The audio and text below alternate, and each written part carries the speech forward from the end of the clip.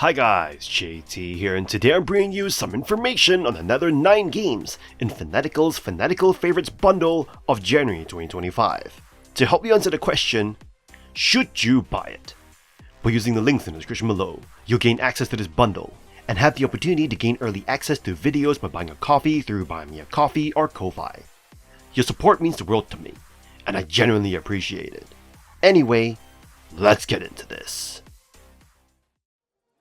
At number 11 we have Asterix and Obelix, Slap Them All 2, a side-scrolling beat-em-up. As the sequel to the original game, you once again take control of the famous Gauls, Asterix and Obelix, on a slap-filled adventure to clear an innocent man's name and recover the stolen Lutetia eagle. Visually, the game captures the charm of the classic comic books. The hand-drawn animation is smooth, and the environments feel like they've been lifted straight from the pages of Asterix. The story unfolds through animated cutscenes, bringing an extra layer of personality to the experience. The sound design is also solid, with satisfying slap effects, although the American voice acting might not be what you expect. Gameplay-wise, the combat is straightforward, relying heavily on a single attack, mapped to the X button. While traditional mechanics like a fury meter and ultimate attacks add variety, the core experience quickly becomes repetitive. The lack of a dodge move makes evading projectiles frustrating, and progression often feels like a simple loop of tap X, move right. That said, 2-player couch co-op is a welcome feature, letting a friend join in for some chaotic fun. Asterix and Obelix Slap Them All 2 offers more of the same without much innovation. If you enjoyed the first game, you'll find some fun here, but if you're looking for a deep and varied beat-em-up, there are better options. At number 12 we have Himno, the Silent Melody. Himno, the Silent Melody delivers a captivating blend of roguelike action RPG elements set in a beautifully crafted 2D world. You'll find yourself immersed in fast-paced combat and procedurally generated environments as you guide Fash through a world plagued by corrupted machines. Gathering materials and crafting a diverse arsenal of weapons and equipment are key to surviving and thriving in this challenging landscape. A highlight is the comprehensive base building system, allowing you to design and automate your base operations for optimal efficiency and personalization. This sandbox approach encourages creativity while complementing the game's exploration and combat mechanics. Visually striking and backed by an emotive soundtrack, Himno, the Last Melody, sets a mood that enhances its atmospheric gameplay. The procedural generation ensures each playthrough feels fresh, promoting replayability and discovery.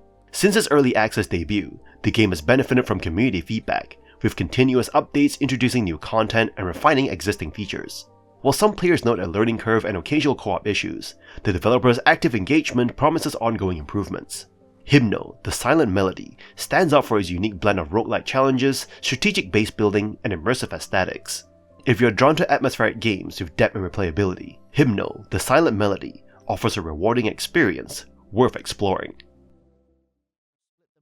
At number 13 we have the Chrono Jotter, a visual novel that blends high school drama with brutal murder mysteries.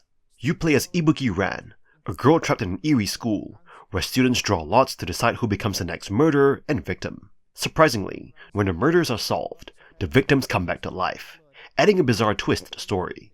The game's premise is intriguing, with themes of mental illness, obsession, and dependency woven throughout. You will find yourself emotionally invested in the well-written characters, even though localization issues such as typos, awkward sentences, and inconsistencies create a disjointed experience at times.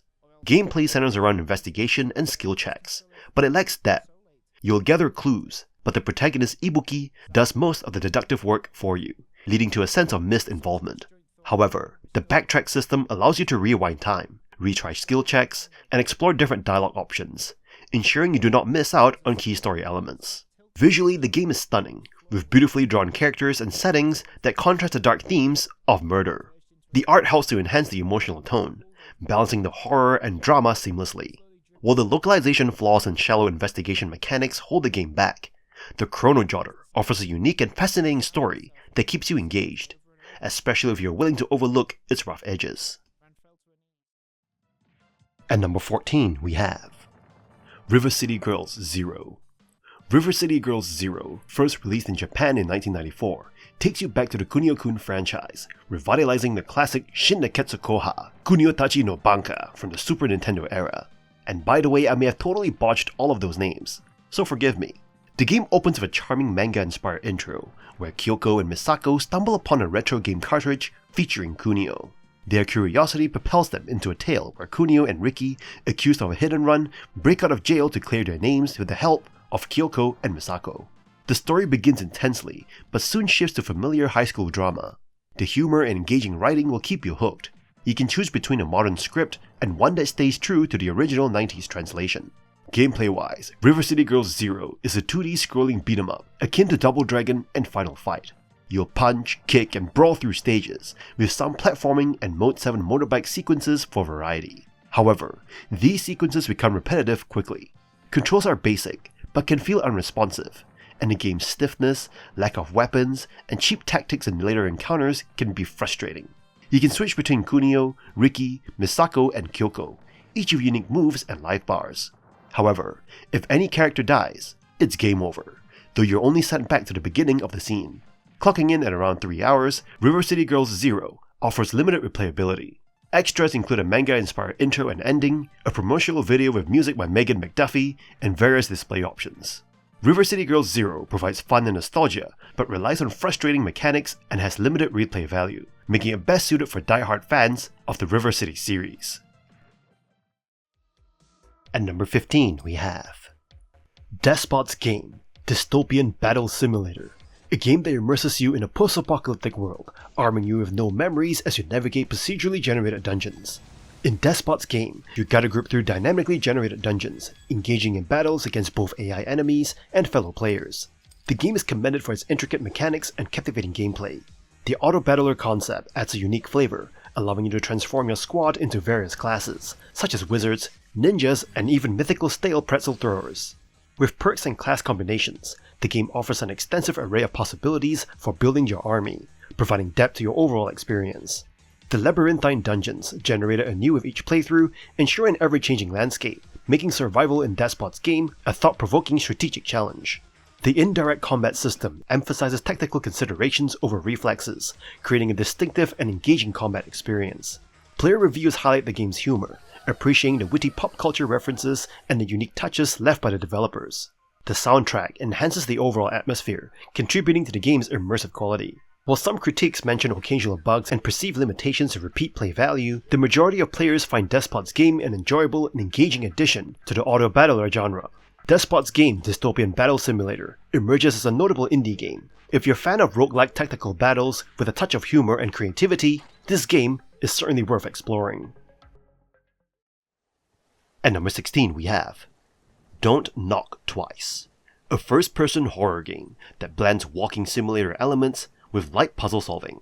Based on urban legends, the game places you in the role of Jessica, a mother trying to reconnect with her estranged daughter Chloe, while navigating a nightmarish mansion filled with supernatural threats.